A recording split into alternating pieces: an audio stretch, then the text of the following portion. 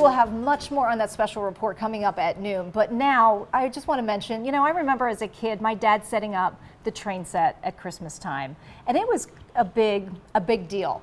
So we invited our home contractor, Rob Leonard, on the show to show us how to make our own train set easily, right? I think with only a few, you only used a few pieces of material, right? Very much so, yeah. And there's a few different ways you can do it. So I actually enjoy train sets. It's very much a part of the tradition in our home. And admittedly, I made them too overcomplicated. And Pat said, hey, why don't we see if we could just, you know, set this thing in the tree somehow, and that way it gets consolidated and whatnot. And so I started with an N gauge. That's the size that I run. It's more compact. It's easier to work with.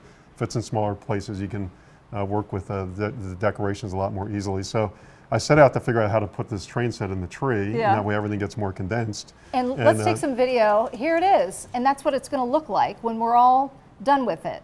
The train set is actually set around the tree. Yeah, and so this is an artificial tree, and so it has segments to the tree.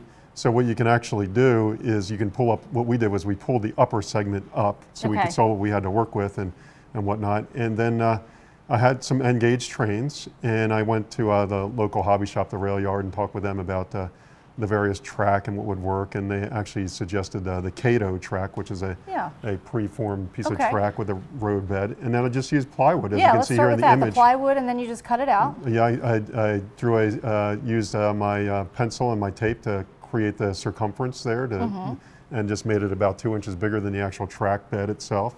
I used the saber saw to cut the shape. That's a hole saw for the Christmas tree to pass through the stand for the Christmas tree. Okay. And then just stained it and sealed it. This is a combination stain sealer on both sides. And then this is a little counterintuitive. There's a staple gun you can use that actually sets Christmas lights. It's a special staple gun. I just stapled Christmas lights around the perimeter. Okay. And then ran the track lead through it.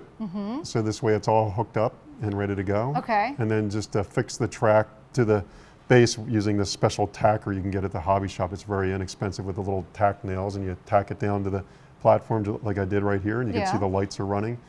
And I tested everything. I dry tested everything with the lights and the train set before itself. you set it in. Yeah, that's smart. Yeah, there it is. So I'm just kind of dry testing the train and the lights and whatnot.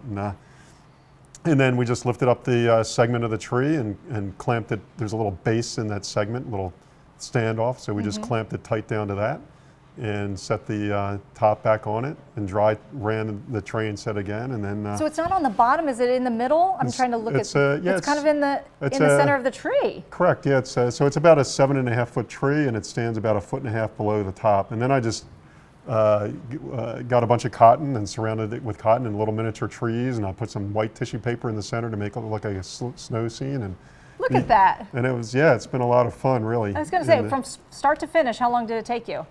I think it took me about 3 hours or something like that. Yeah, not long. But there's simple ways too. If you go and Google Christmas train sets suspended in Christmas trees, you can actually buy kits that are more simple, less hobbyist style, and they're more kind of toys that you can actually embed into the tree. So. And if you wanted some of those materials, you went to, like you said, the Rail Yard, hobby shop on Williamson Road. So thank you so much for sharing that. I appreciate it. My pleasure. Thank you.